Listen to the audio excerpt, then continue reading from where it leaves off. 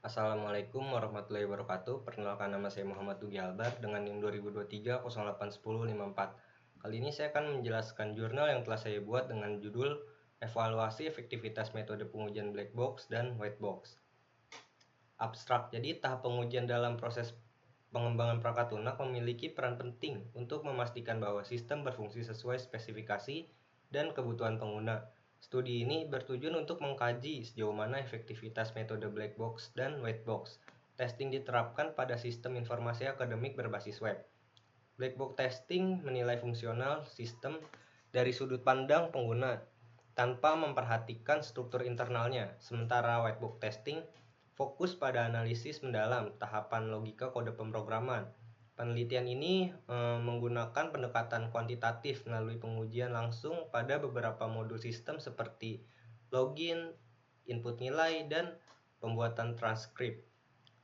Hasil menunjukkan bahwa black box lebih unggul dalam mengidentifikasi kesalahan yang berkaitan dengan antarmuka dan input pengguna, sedangkan white box efektif dalam mengidentifikasi kesalahan logika internal. Penggabungan keduanya, pendekatan ini menghasilkan cakupan pengujian yang lebih menyeluruh, sehingga metode hybrid sangat direkomendasikan atau disarankan untuk sistem dengan kompleksitas tinggi. Yang pertama ada pendahuluan. Pengujian perangkat lunak merupakan bagian krusial dalam siklus pengembangan sistem untuk memastikan bahwa hasil akhir sesuai dengan spesifikasi baik secara fungsional maupun non-fungsional. Di era digital ini, kualitas sistem menjadi faktor utama keberhasilan, terutama dalam sektor pendidikan, pemerintahan, dan keuangan. Dua metode umum yang digunakan dalam perangkat lunak adalah black box testing dan white box testing. Black box merupakan teknik pengujian berbasis output tanpa mempertimbangkan struktur internalnya. Sedangkan white box mengharuskan pengujian terhadap struktur kode pemrograman secara menyeluruh. Penggabungan kedua metode tersebut dikenal dengan hybrid, yang menawarkan kelebihan dari masing-masing pendekatan serta menutupi kesalahan satu sama lain. Penelitian ini bertujuan untuk mengevaluasi penerapan keduanya dalam sistem akademik berbasis web. Yang kedua ada tinjauan pustaka. Jadi black box testing sering digunakan dalam pengujian karena fokus pada sistem secara eksternal tanpa memerlukan akses ke dalam kode sumber. Teknik yang sering digunakan mencakup equivalence partitioning dan boundary value analysis. Sebaliknya, white box testing melibatkan pengujian menyeluruh terhadap logika pemrograman untuk memastikan seluruh jalur logika telah diuji, termasuk pendekatan seperti statement conference, branch conference, dan patch testing. Beberapa riset menunjukkan bahwa kombinasi dari kedua metode ini dapat meningkatkan efektivitas pengujian. Penelitian Nugroho dan Prasetya menemukan bahwa pendekatan kombinasi mengungkapkan lebih banyak kesalahan dibanding metode tunggal. Lalu ada metode penelitian. Jadi proses pengujian dilakukan dalam dua tahap.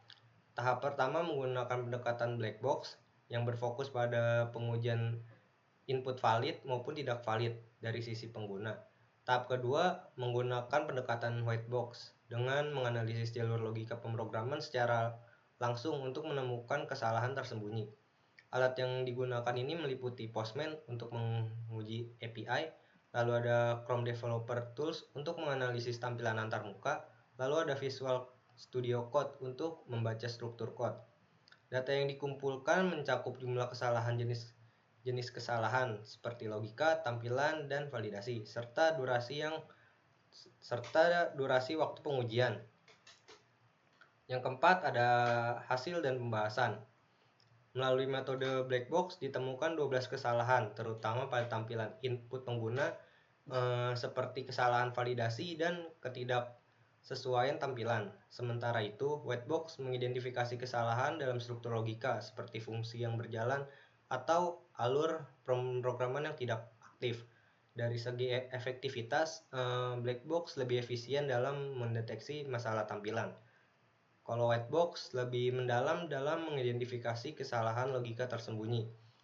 Lalu ada gabungan keduanya mendeteksi hingga 85% total kesalahan yang telah ditemukan. Hasil ini menegaskan bahwa pendekatan hybrid memberikan hasil pengujian yang lebih menyeluruh dan efektif. Lalu kesimpulannya, baik black box maupun white box memiliki keunggulan masing-masing. Black box sangat berguna untuk mendeteksi kesalahan dari sisi pengguna, sedangkan white box lebih unggul dalam mengeksplorasi kesalahan dalam struktur logika sistem. Penerapan keduanya metode secara bersamaan atau hybrid terbukti menghasilkan cangkupan pengujian yang lebih luas dan mendalam, serta sangat direkomendasikan untuk sistem berskala besar dan kompleks. Penelitian selanjutnya dapat difokuskan pada penerapan otomatisasi hybrid testing menggunakan alat seperti Selenium atau JUnit untuk mempercepat proses dan meningkatkan konsistensi. Sekian dari saya. Wassalamualaikum warahmatullahi wabarakatuh.